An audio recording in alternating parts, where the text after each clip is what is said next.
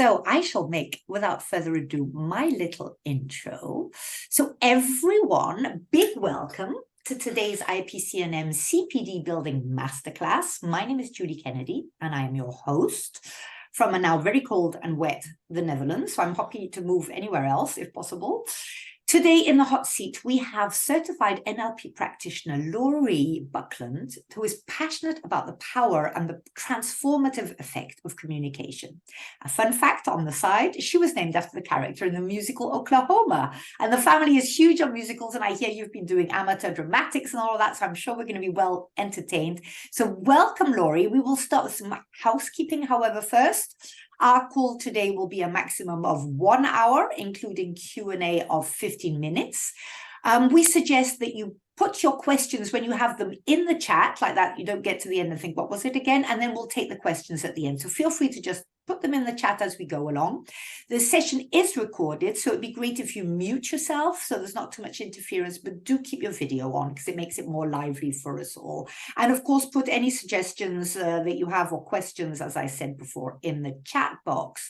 So our topic today is using the power of persuasion in your messaging. And I think we all want to do that because sometimes we do an awful lot of messaging, but how persuasive are we actually? So grab your CPD pad, sit up straight, get your pen, and enjoy. Over to you, Laurey.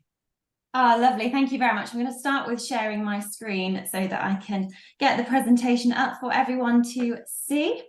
So please let us know if you can't see that. So yes, thank you very much, Julie, for that introduction.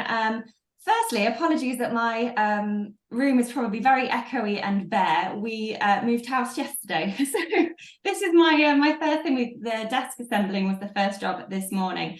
So the power of persuasion. For me, I'm really passionate about communication, and I think when it comes to sharing your message with your audience and your ideal clients, it can be the most valuable part of what we say and do. So it all actually starts with mindset, and this is why my business is called Mindset and Messaging. So to give you a little bit more about why mindset is important, I'm just going to go back to my previous career as a teacher. So before that, I was a journalist and transitioned to be an English teacher. And my favourite class, I'm sure you're not allowed to have favourites, but I did, were my year 10 class, which were my GCSE group. And as a teacher, you think that the most important thing to teach might be, elements of the subject, Macbeth, how to, write poetry, etc. But I found that teaching my class the ability to believe in themselves was the most important thing. So when they had the belief and the confidence to pick up a pen or try, then they did well, because as we know, everything starts in the mind. Now, I left teaching in December, so I left my class actually about 3-4 months before they did their GCSEs. However, because I'd been their teacher for pretty much 18 months, I thought that I was the best person to go in January to give them the parents' evening, their parents' evening talk. And I went in 2 weeks after Christmas to hold the parents' evening. And my first student sat down, and she sat there and she was like, "Miss, when are you coming back?"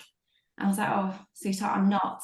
And she said that the teacher that had taken over had said, "Miss Buckland has made you think you're better than you are."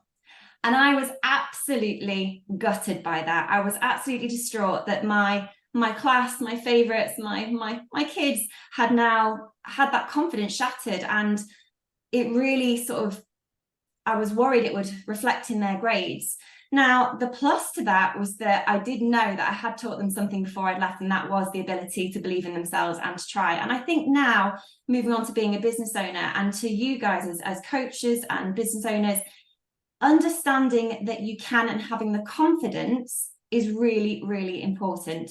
So before we can market our business, we need to focus on our messaging. But before we even look at our messaging, we really, really need to look at what our mindset is.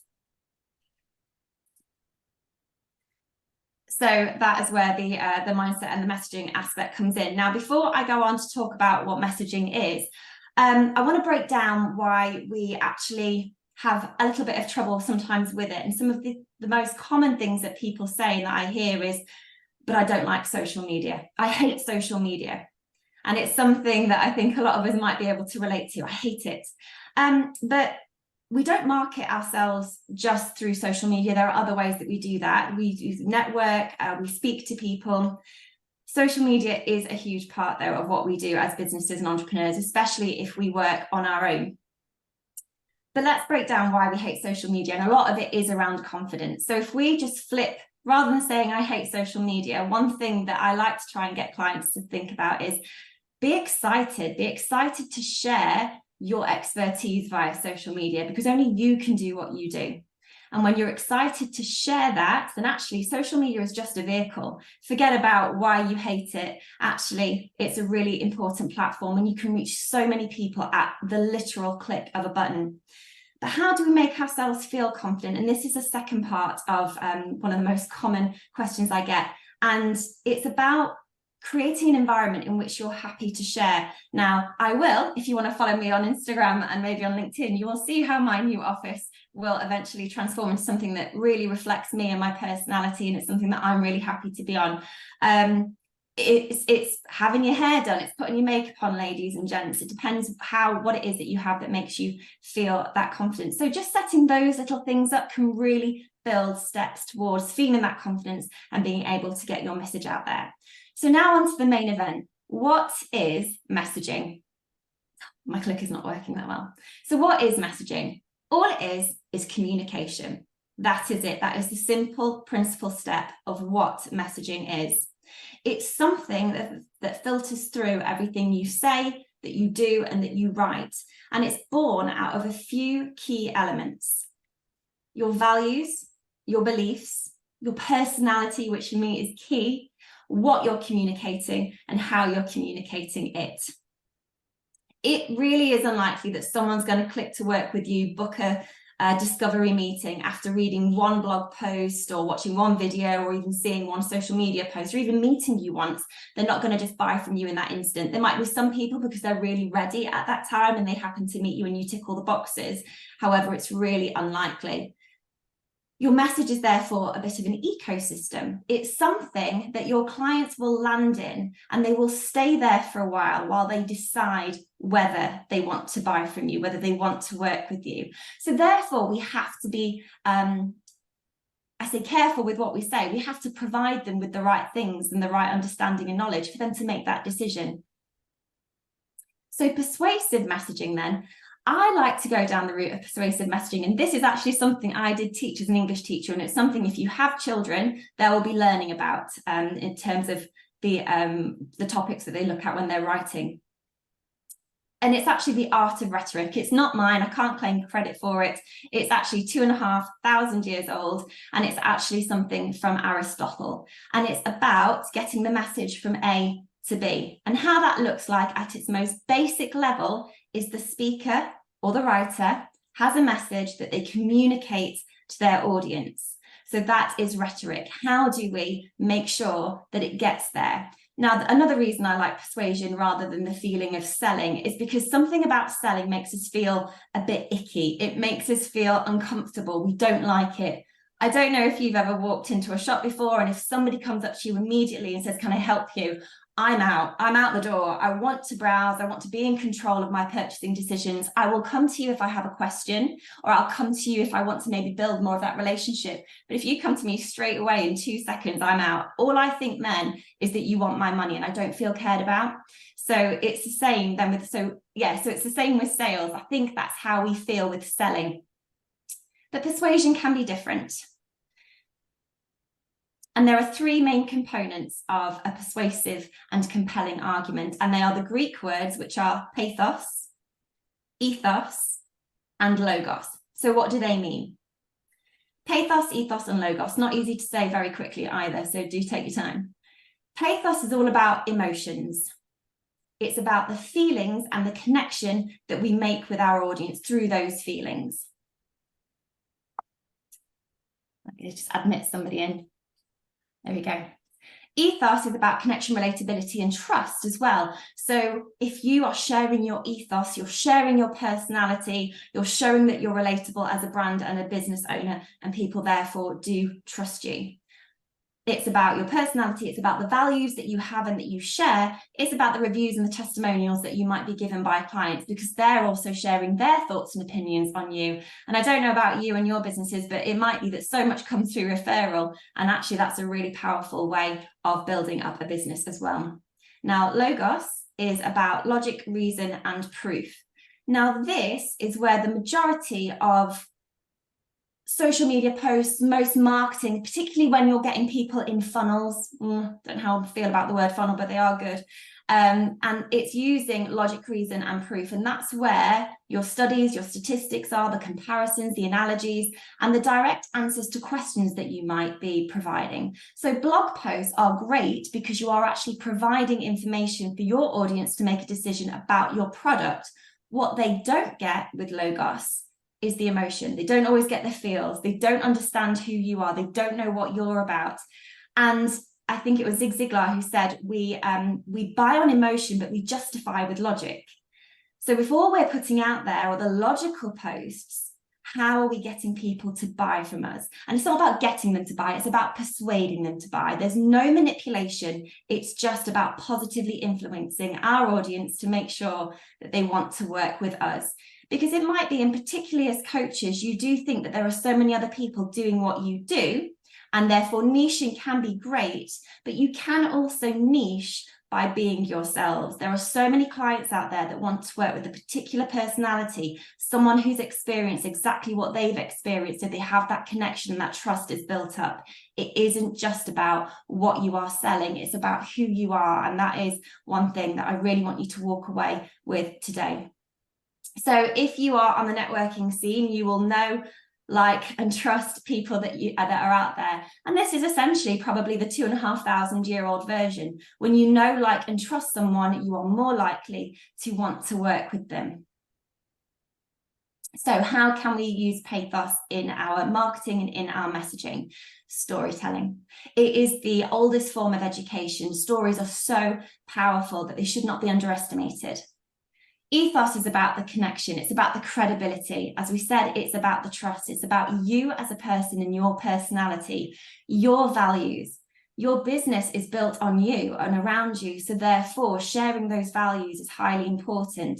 And it might be that it's something that you do already, but it could be something that you do a little bit more. And as we said with Logos, logic is about adding value.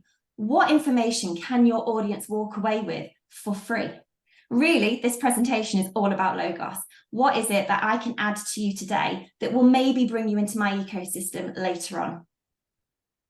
So I'm going to give you some things today that I hope you can implement immediately, which are the law of connection. And I think this is a really nice one to walk away with. Connecting is what we want as human beings. And I think this is something that can be well established from any post as well that you put out there. It can be established in any conversation, and it can be established in any presentation, in any meeting that you have. So focusing on others rather than yourself. People are more receptive and more inspired when they feel a genuine connection with the writer or the speaker. So if that authenticity isn't there, then people might just walk away. They need to feel that you care about them. It's not about impressing them, but it is about making them feel valued and understood. If you're just going to talk about yourself, which we do need to do because we need to put our ethos out there, we need to mix it then with making sure that our audience feels valued and understood. So how can we do that as well? It's about breaking down those barriers. So this is why connection matters, especially when it comes to human beings. Even if you have great content out there, particularly down the Logos element, you are putting out a blog every week, a newsletter as well. Without that connection, there is a barrier that exists between you and your audience. And it is about trying to break that down. And I'm not on about or suggesting that you reveal every aspect of your personal life. Definitely not. It is something that you can craft while being authentic. It's about sharing the elements of your life and even sort of lifting the curtain into your personal life that you are happy to maintain. You don't have to be talking about your kids all the time, but maybe letting people know that you're a parent. That identity is important and will be valuable to your audience potentially, as well as it is to you. It's what your values are born out of. People won't receive your message as well as if they would if they connected with you first. Kind of falls on deaf ears. But when you connect with someone, there feels like there's this relatability, and you want to take on board what people are saying. And then when they eventually maybe say that they're offering a service that you might want to buy, you don't feel like it's been icky or salesy in any way, because you feel that you know them. There's that barrier that's been broken down, and therefore you're more likely to want to engage. And then vice versa with your clients, they're more likely to want to engage with you. So people care about you when you care about them. Now, authenticity is probably a bit of a buzzword at the moment, but it really is true. Being authentic is very, very powerful. Now, personally, I think this was something that was born out of COVID. I think once we got behind our screens, and although this is absolutely brilliant because I can speak with lots of different people in lots of different areas in one go, it does have an element of restriction because it's all through a screen. Now, I'm standing up, hopefully you can see some of my gestures as well, but this isn't always the case. Now, through COVID, I think we felt this when we lacked that connection with people because we weren't able to see them. Now we're able to go back into the real world. I think that really matters, and that is really valuable. So people value businesses who genuinely care about their audience. So building rapport and empathy is key to successful communication. Now, rapport and empathy, again, that's ethos and pathos kind of combined in one. So what practices can you do for effective communication? The first one is remembering that you are not the main attraction. You're not the main event. It's not all about you. When you remember that it's not about you and that it's about your audience, you're going to get more eyes on your content. They're going to feel that you are genuine, and that authenticity will shine through. You are their guide. Now, this is important, and I highly recommend reading a book called Building a Story Brand by Donald Miller if you haven't already read it before. And this explains the way that we can communicate our brand message and our brand story through the art of storytelling. And they talk about the hero, the guide, the villain. They're the main components. Now, many people would say, well, I'm the hero of my business. It's my business, and therefore I am the main event. But if you do act like that, when your potential audience arrives in front of your content or even in front of you, they know that they're looking for a guide. They're looking for a guide to help them overcome whatever villains they might be experiencing. So if you place yourself as the hero, they will walk on until they find that guide. So this is why you have to remember you are not the main attraction. Aim for a great first impression. They always say that, it takes 7 seconds to make a good first impression, and that's all you've got. I do think there's probably an opportunity for a second good impression, but if you can aim for a first great impression, that is even better. So how can you do this? Well, think about the images that you use. Now, if you haven't invested in professional photography yet, I highly recommend it, because the clarity around your images, if you work with a photographer who can really capture your personality, you're halfway there to maybe even creating a bit of pathos and ethos in those images alone. Word choice. We can use jargon if we're working in an environment where everybody understands it, but if you're speaking to an audience who doesn't understand it, they might get confused. And if you confuse, you lose. You do not want to confuse any of your audience, because they will then walk on and find another guide. Your tone. Your tone is really, really important as well. Everything's important. I think that's going to be my key word of the day. But your tone. Now, you can create tone and intonation, obviously, when you speak, but you can create it when you write as well. So if it's not something that you focused on in your tone of voice, explore that. Have a look and see how you can improve the tone. The topic, this might go onto your logos element. What is it that you might be adding value with your audience for? What are you teaching them? What is your voice? So what voice do you have? Are you positive? Are you friendly? Are you humorous? Are you quite down to earth? There are lots of things you can think about when it comes to your voice. And the final thing, especially if you're in person, is your body language. Now, as coaches, I'm sure you probably can tell me what the actual statistic is, but when I used to teach my English students, it would always be about 93%, I think, of everything is through nonverbal communication, and everything else is words. Which, when you think about, if you are communicating through the written form, then everything else has to come through that. So that's why images, word choice, voice, and topic are really important. So your brand story. I want you to be able to go away today and think about what your brand story is. This will go down to the pathos element of the rhetorical triangle, or the rhetoric triangle. So it's not about your years in the industry. Okay, so when you're telling your brand story, it's not about those logos facts, those statistics about we're a family-run business of 25 years, or collectively we have 60 years experience. They don't care.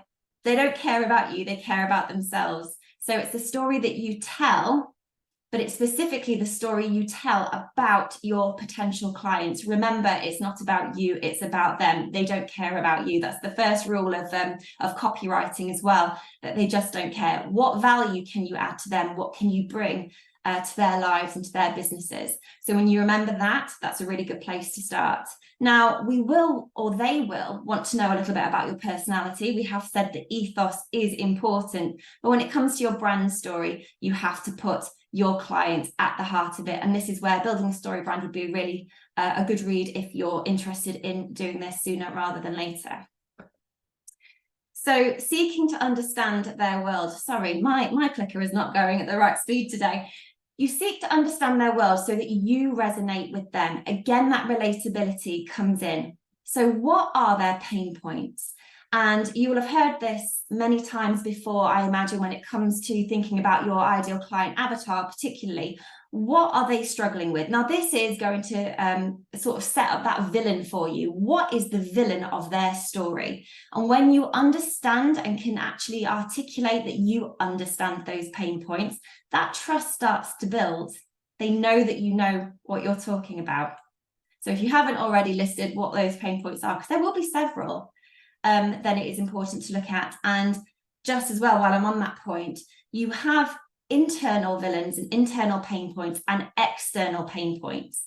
And the ones that you're seeking to really look at are the internal ones. External ones can be solved quite quickly, but actually the powerful message, the powerful selling point, or the powerful persuasion point is the internal. So is it a confidence issue? Is it lack of time or feeling guilty that people aren't spending enough time with their family? Depending on what sort of coach you are, what sort of business you are, really do drill down. It might be an external issue that you start with as maybe the root cause, but if you can drill it down further into maybe an emotional problem and an internal source, that is where you're probably going to hit a little bit more gold. What do they want to achieve? Now, this is the next thing. If you just focused on pain points, I would say that was probably more along the lines of fear-based marketing, which, if your values are to be positive and helpful, you don't just want to go and dampen someone day by talking about all the negatives that you've got and they've got in their life potentially. So what do they want to achieve? Where do they want to be? What do they want to do? How do they want to transform? Everything in this world, when we come to buying something, revolves around a transformation, which is really magical. So when you can then show them that you understand where they want to be, they start to think and believe that you are actually the person to get them there. So start at the pain points, but also look at that transition through to where they want to be. Make a list of each. And actually in your messaging, in your marketing, in your content, you can start to drip feed those down. And this is starting to tell the brand story. It's starting to tell the story about your potential clients. Have you ever read something where you've gone, oh my God, that they're talking about me? And then what that does internally, does it give you goosebumps? Does it just give you that reassurance that they know exactly what they're talking about, that they're the person you want to invest with? So those two things are a really great place to start. Now, we've spoken about pathos. How do they currently feel? So this will link to the pain point as well. So in terms of how do they feel about that current pain point, if it is an external, if it's an external pain, that the feelings around it are really what drive us on anything. And there is a wonderful quote by Maya Angelou, which is, you might not remember what people said, you might not remember what they did, but you always, always, always remember the way that they made you feel. And I have this problem with my husband quite a bit. He's military, he has a very logical brain. I am very driven on feelings. So we might have an argument and I will remember how I felt, but I can't articulate exactly what he said to make me feel that way, which is really useless, isn't it? Because then he can't either avoid it later on or we can't talk it through. I remember what I'm wearing as well, and what I'm wearing and how I felt, but can't always remember what was said. And then the fourth one to look at is, how do they want to feel? Where do they want to be? What emotions do they want to have? Listing these and going down the feelings is so powerful. As humans, as we say, we buy on emotion and we justify with logic. But that isn't to say that we shouldn't have all three of those elements in our messaging and in our future marketing. So getting your clients to tell their story. So I'm not going to go through with you all of the stages of storytelling today necessarily, but I do want you to take these 5 points away with you. And, you know, this presentation is going to be half an hour at this stage, Julie, but this is really something that you can go to past clients with so that they're already telling a story for your future clients. And that first question to ask will be, what was the problem you were having before you discovered my course, my product, my service? So what was that problem? Get them to really identify, because also what they're doing for you at that point is that they are identifying the pain points as well.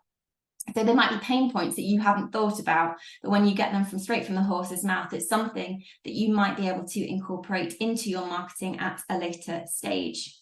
The second one is, what did that frustration feel like as you tried to solve that problem? So this is before they've even found you. So you're getting them to really focus on how they felt before they realized that you were the solution. And, you know, and I think actually when we break it down, we can drill down those feelings, even ourselves, if we're looking at something that we've tried to do in the past. The third one is, well, what was different about my service? Or what was different about me that made you want to invest in my service?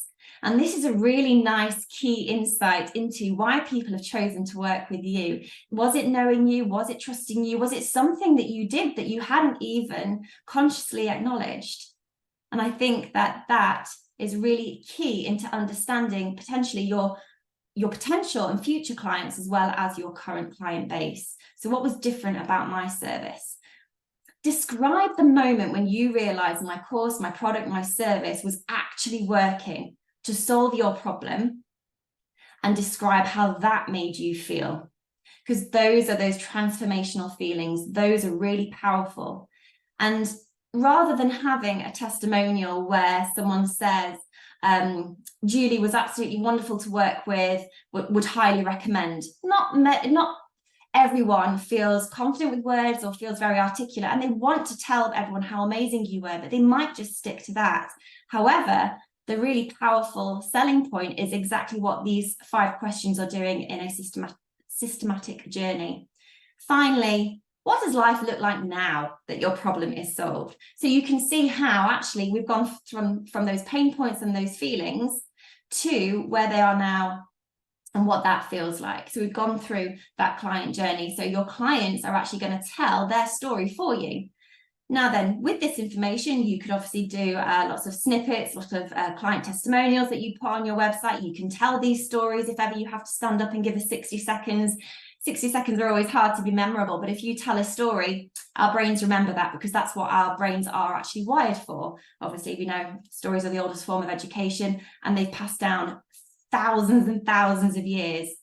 So creating that is going to really probably upsell your course, your product, your service.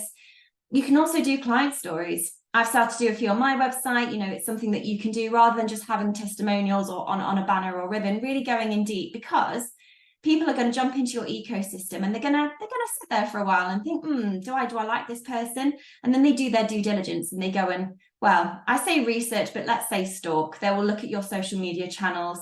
They will look at your website. They will read through everything, because even though we buy on emotion, we justify with logic, and we will dot I's and cross T's. So if you have a client story that's written out in long form, people who want to work with you will read that and digest it. Does everyone read Amazon reviews? Yes, I always do on a product. But I always look for the positive reviews as well to justify my purchase. If I see the odd 1 or 2 negative, I'm like, oh, they must have just been having a bad day. But I am looking for that justification. And that is, I know that's only half an hour, not 45 minutes, Julie, but that is the end of my presentation. So I'm just going to very quickly just steal 2 minutes of your time, if you'll allow me, to show you how you can work with me. And then I will open up for questions, if that's okay, Julie. Yes. So the first way that we could work together, if you think that actually your messaging is something that you want to improve, is a Messaging Foundations workshop and review. And that is one-to-one, online or in person. If you're in the near vicinity, online as well, because people are busy and travel isn't always something we can achieve with all the train strikes. So in this, we would look at reviewing 2 of your chosen platforms just to see what your messaging actually currently looks like. Because messaging is, as we say, is something that filters through everything you do, say and write. So therefore, are your different channels, whether that be a newsletter, your blogs, your website, your social media posts, are they similar, or does your messaging conflict a little bit? Then we look at defining your message and your ideal client avatar. We look at the tools of persuasion in a bit more detail. I know I've given you a lot of detail there today as well. An introduction to storytelling. We've done brand storytelling and the stories that your clients can tell, but also then how you can actually write your stories and what those ingredients look like. And then how do you add value to your audience? So what does that look like? Because it is just more than just blogging every now and then. And then in addition to that, the following month, we'd have a 30-minute one-to-one coaching call just to look at your content, see where your confidence is at, see if you've up-leveled what you're doing and how you feel as well. Now, we can do that as a group session. That's something that I'm looking at offering specifically for this, this group, actually, that 5 or 6 people max, and we could do that at obviously £97, which is a little bit less, but it's that price because obviously I couldn't do necessarily the reviews prior, but I would still include the 30-minute coaching call. And then the final one is the Messaging Strategy Masterclass, in which I do everything with you and then for you. So again, it's the review of 2 of your platforms, but we define your brand and your social, your actual message and values. We look at your ideal client avatar. And this is something that we start at in business. And there are different ways of doing it, but there's one that I prefer more. Attracting your ideal client once you know who they are, using those tools of persuasion, telling effective and engaging stories, defining your brand soul. And this again is really important to me, because when you have that soul and that identity, that is really the core of your ethos, which to me is probably the biggest selling point of all. How to add value, the good old business SWOT analysis, it's always there. Now, creating your content map. Now, when we struggle for things to say, or we don't know what to say, or we feel like we're just creating content for content's sake, what we actually do is create a content map. So you never run out of things to say. You always have value to add. You always have stories to share, and you're always sharing your message in a consistent way, so that when people come into your ecosystem, they sit there, that they do absorb your content, and eventually, hopefully, they pick up the phone or drop you an email and want to work with you. And then looking at that brand voice. What is that brand voice and how can we do it? And I put that together in the form of a detailed report for you, the purpose of which is so that you have it there if you have anyone who comes to work with you, if you employ anybody. If you outsource anything to a copywriter, you have a brand document to give them, or potentially any marketing agencies that, so rather than them either start to get to know your brand from scratch, you have everything there to hit the ground running. Thank you so much for letting me be part of this today, Julie, and everyone else who's joined in person. If you do want to email me, feel free. There is my email address. And I've also put some handy QR codes on there if you want to connect with me on LinkedIn or Instagram. They're the only social channels I have. And that is my website as well, if you want to go and have a, we'll say research, but we really mean stalk. So I'm going to leave that screen on there just for a few more seconds if you do want to take a quick shot of the QR codes. And then I'll open it up to questions if you want to round anything off, Julie, before we do. Yes, well, I mean, first of all, oh dear, I'm taking a photo of myself. First of all, thank you very much for all of that, especially knowing that you moved house yesterday. I mean, that's true dedication, that you're here for us and sharing all of that knowledge after having moved yesterday. And you look very cool and collected, not the usual. You should see the floor. I'll say she can't see the boxes and the door is shut for good reason. No, so thank you very much on behalf of all of us here at IAPC&M. It was an awful lot, but you delivered it in a wonderful way, very lively. I loved everything that you said. I mean, I've also been one of those people who talks about social media as digital prostitution, but I mean, you know, it is there. It is there. It is useful. And as you say, it's at a click. And I think what you're offering as well looks extremely good. For the group, if people want to create a group, we just all email you at Laurey at Yeah. mindset and messaging.co.uk, right? If you are specifically interested in the group, please do let me know, and I will create pockets of well, no more than 6, because it just wouldn't add value. I want everyone to have a voice in these sessions, and if there are too many people, you don't get the benefit. I want to obviously would get to know you so that I can hopefully support you. It does sound to me as well like something very useful, because I mean, you know, we all know we've got to be on social media, but it's to keep that brand. You know, what I was thinking also, the ideas which were going through me is, you know, we post stuff left, right, and center on Instagram, on Facebook, on LinkedIn. We think we're doing, you know, professional stuff on one side, but it is all together. It is all our values. It is all reflecting our personality. And people will be, as you keep saying, stalking us to check, you know, are we walking the talk? Are we doing what we say? Or,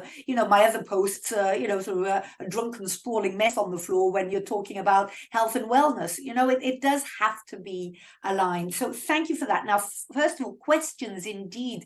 Please make use of the fact that we do have time, and it's not about, you know, the quantity of time, it's the quality, and you have certainly delivered a lot of very strong quality here. So let's not be shy. I would say, you know, there aren't hundreds of us, so feel free to unmute and set your question to Laurey. Just checking if there was anything in the chat. I don't think anybody did put anything in the chat. So who has a question? Let's, you know, ask directly. There are no wrong questions.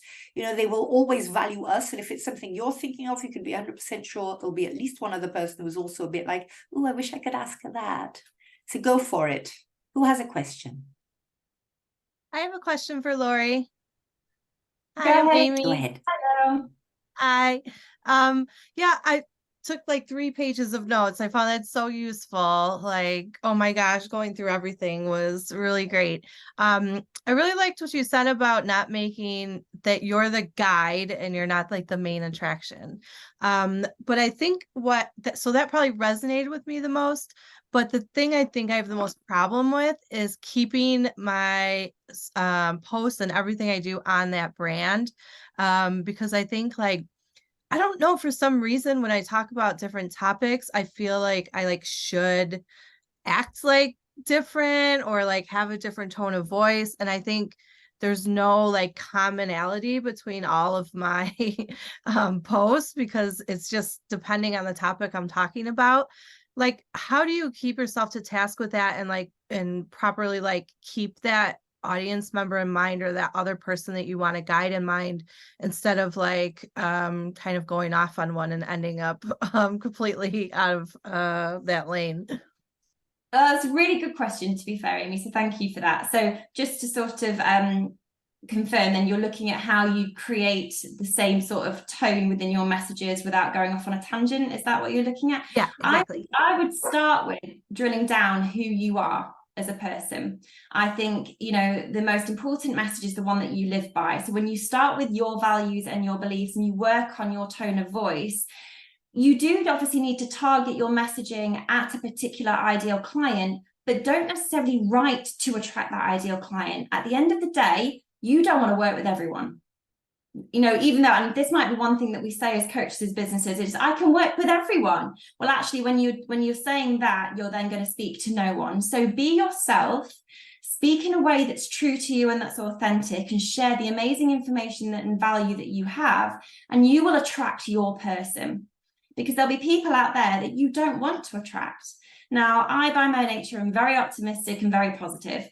If I was attracting someone who was very much a pessimist, I would hope that they were looking for more optimism in their life. That would be why they chose me. If they were very pessimistic and hated my optimism, then we are never going to be right together. And I'm never going to be able to work as well with them as I could work with maybe someone like you. And I'm just going to go on looking at your hair. Your hair is amazing. I would say that you're fun. I would say that you're vibrant, and I would say that that would probably come across in your messaging as well. And don't hide that away. Don't pretend to be someone you think your audience wants to see. Be who you are, and you will attract the audience that you want to work with. Does that answer your question? Yeah, thank you very much. That's great. Thank you. Very wise.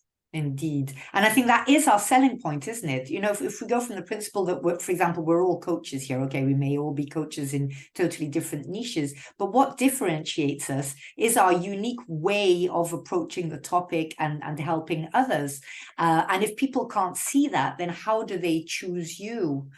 However, I was thinking of one thing is it's okay. So you keep, you know, you be you. So it's the same tone, but you wouldn't you would adapt how maybe you deliver that message on different social platforms. Like, for example, on LinkedIn, I always try to be slightly more factual, let's say, than I am on my Instagram, where I'd perhaps be more chatty. And right, yes. This is a very good point, actually, Julie. So this, to me, I have looked at, and I look at what I put out. So I too have Instagram and I have LinkedIn.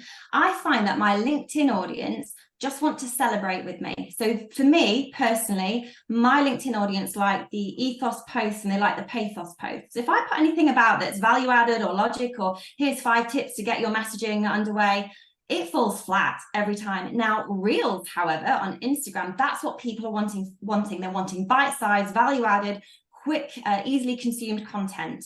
And the stories are where my pathos and ethos posts sit, I suppose, because people are then choosing to go in there. Quite often you already know your LinkedIn audience because you connected with them. Anyone can follow you on Insta.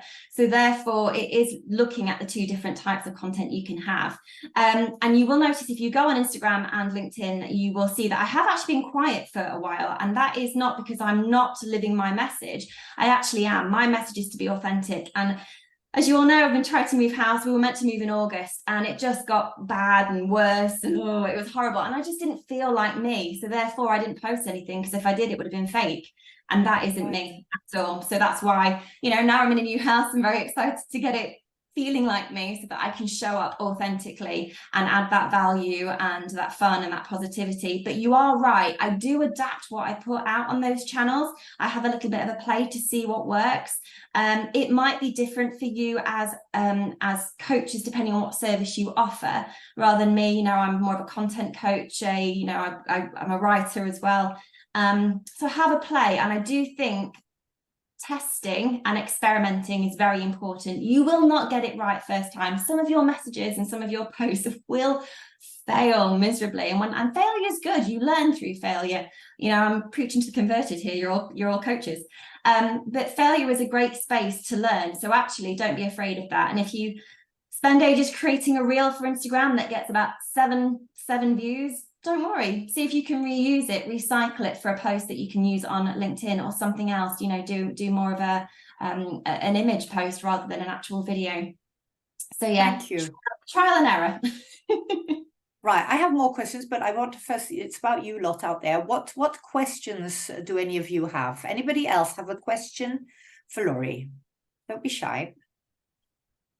If you do have a question, if you don't want to ask on the group, please feel free to drop me an email or direct message me. I am absolutely open to answering any questions that you have. Anybody have any question concerning messaging and persuasion? So I have one about frequency. Mm-hmm. Because that's also, I find, a difficult one, right? I mean, sometimes I see friends or, you know, colleagues or people that I know who are, you know, really 3 times a week, etc. Sometimes I'm like, wow, incredible, you know, how do they keep on top of all of that the whole time? But sometimes I feel a bit like, okay, you know, enough. So how would you then, you know, post differently on different sites? You know, some it is a lot more rapid, you know, for example, Instagram, some people post, you know, 12 different random things, or not random things, but, you know, different things in a day. Whereas on LinkedIn, you probably wouldn't be doing that. You would probably be seen as spamming. Is there a good amount where persuasion is building knowledge about your brand, but when it can, you know, go over the other side to becoming a nuisance or seem needy? Well, firstly, comparison is the thief of joy. We know this. And if you're looking at what other people are doing, then it is just going to negatively impact you. So firstly, start with what you know you can do consistently. That might be once a week, but if you do it consistently, it doesn't matter. Your audience will come to learn and understand that that's what you do. Now, I'm not an Instagram expert and I'm not a LinkedIn expert. I focus on the messaging, I focus on branding, I focus on content.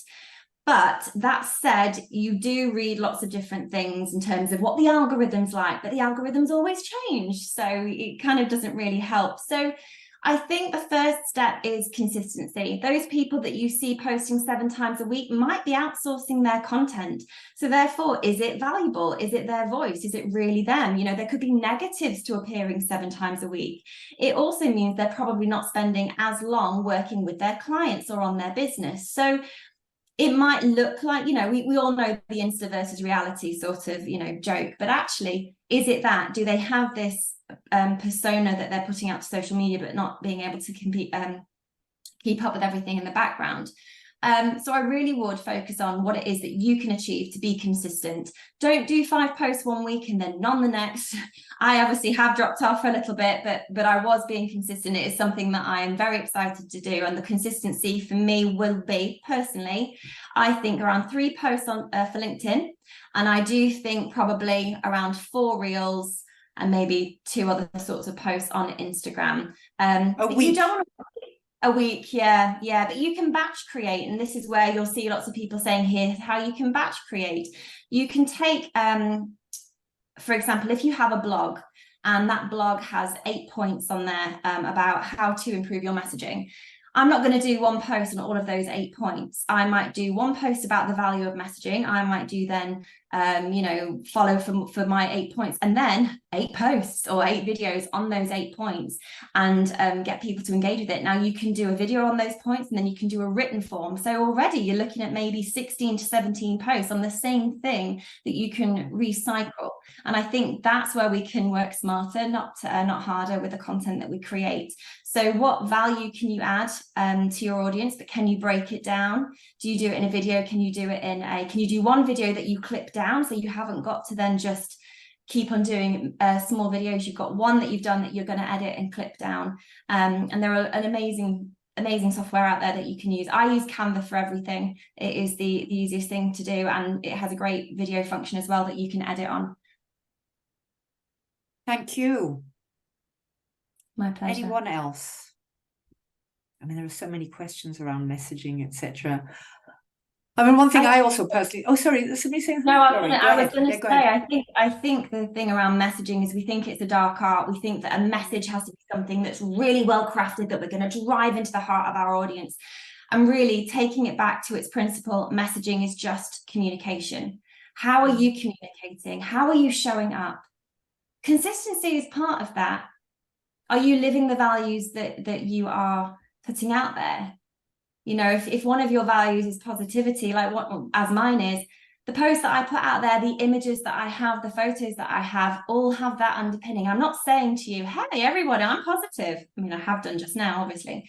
But if you go through my content, I hope that would be something that you would pick out. Like, oh, okay, she looks happy. Because I am 99% of the time, and that will be really annoying for some people, and they won't want to work with me, and that is okay. Right. Now, what about the difference between friends and business on things like Facebook? You know, sometimes I feel like, well, you know, some of the things that I do, I just want to have lots of friends around, you know, or just laughing or celebrating my holidays or whatever. But then I also want business out there, but I don't want my friends to think, hey, you know, Julie, can you stop trying to push that thing down our neck? How do you do that? Do you keep one medium, or say the stories just for business?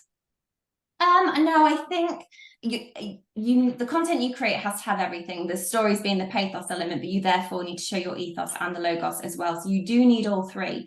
If you have Facebook and it's your personal Facebook page, if your friends know that you run a business and that's the channel that you're using, brilliant, that's fine, because it'll probably get wider. But maybe a business page is better for Facebook. Now, I don't have Facebook personally, so I don't feel that I can actually comment with authority on this. I can then probably switch that over to LinkedIn, where you get probably a lot of business network friends follow you, and they're the ones who are celebrating and supporting. Now, but don't forget that when they like or comment on something, LinkedIn goes, oh, this post is obviously getting a lot of reaction, and it's then posted onto their walls, and maybe, you know, it's kind of like paying it forward in a way, and you will appear out there, and complete strangers will actually land their eyes on your content. So I just think have a strategy that encompasses all 3: pathos, ethos, logos. And if you lose friends for it, business is important.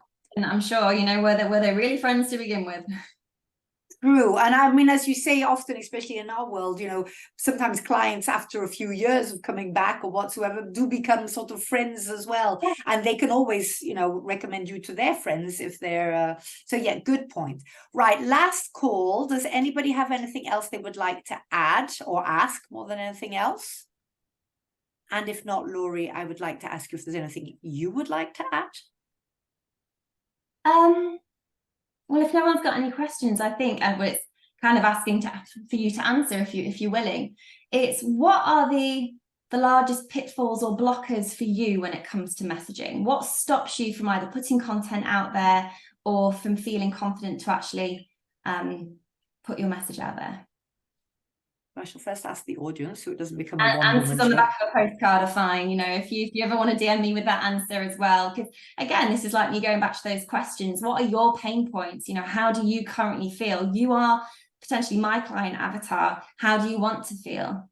So actually, they would probably be my questions to you, sort of making sure that I am resonating when it comes to my messaging, because we've also got to have that internal lens, haven't we? We've got to focus on ourselves. It's all right to teach, but we also have to do. So I'm always looking to improve my practice as well. So if you ever want to let me know what your pain points are and how you want to transform and feel, please do. That would help me massively. Yeah. I mean, if you want mine just off the top of my head, just because I am very sort of an open filter, I would say often it's either, you know, not wanting, if it's sharing lots of positive stuff, I feel like sometimes I must make my friends feel very sick, a bit like, oh, for goodness sake, you know, I'm making them feel bad, which was not at all my intention. That discussion I did have with people once, like, you know, you're traveling all the time and it's actually making me wonder about my life. So instead of me hoping to inspire people, so a bit of restriction on that.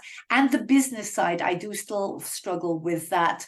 Okay, how do I draw the line? You know, how do I get out there, but without losing friends? Or indeed, if I should open something completely different in order to do the more pure business part.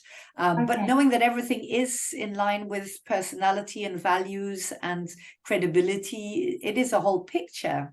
Yeah, and that's a really interesting point that you just raised there, Julie, as well, that you're worried how they're going to feel. And one thing that I would say is we have absolutely zero control over how other people react.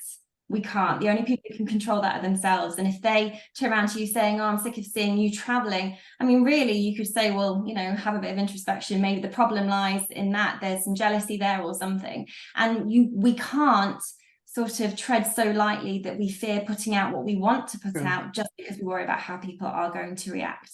Exactly. But that would be the only answer I have for that. But that is an interesting one. So I'll probably look at putting a bit of that into my messaging at some point. Thank you.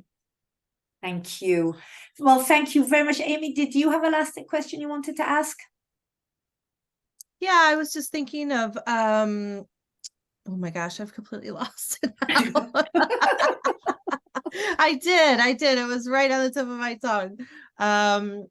Oh, yes, I was falling into the trap of speaking to my audience like speaking to people in my own industry. So I'd go to like write things and I'd be like, well, is this really groundbreaking? Do they even know that?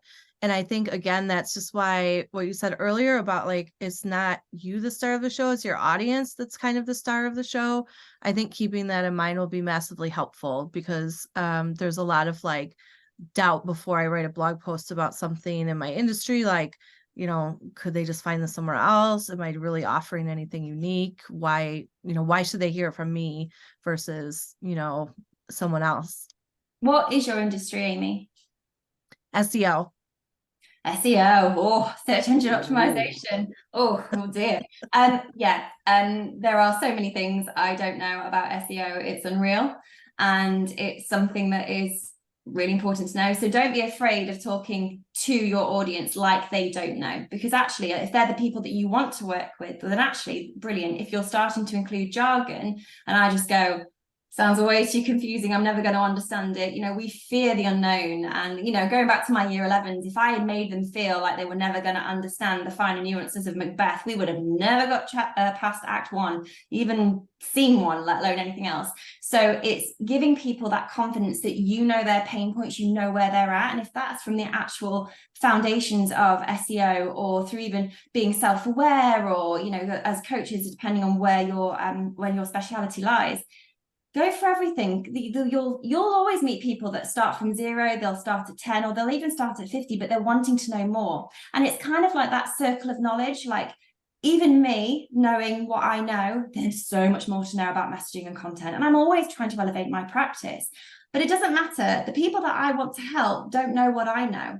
And then when I know more, actually, then I can help and bring them up a bit more. So it's all around raising sort of everyone in terms of like their knowledge base. It isn't about being the master, being the I mean, yes, we want to have that expertise and that mastery, but we're never going to be the absolute experts or the absolute masters, because what's the point? We're always learning. We're on a huge learning journey, you know, as individuals.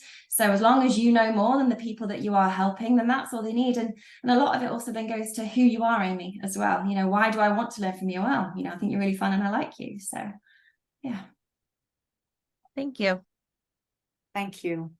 Thank you, Laurey. Then I will say, let's call it a close for today. My invitation to every, oh, wait a minute, there's a new message. Let me see down here. Just a thank you there. Oh, yeah. But I mean, my message to everyone now is we've got to put this in practice, right? It's great to listen to all of this and make notes and all of that, but now it's up to us to literally put these points into practice. And I think you've made it very clear, you know, and that is something that we should all work on. So please put your notes in your CPD pad. Remember, that's what all of this is all about as well. And let's act on it. Laurey, thank you very, very much.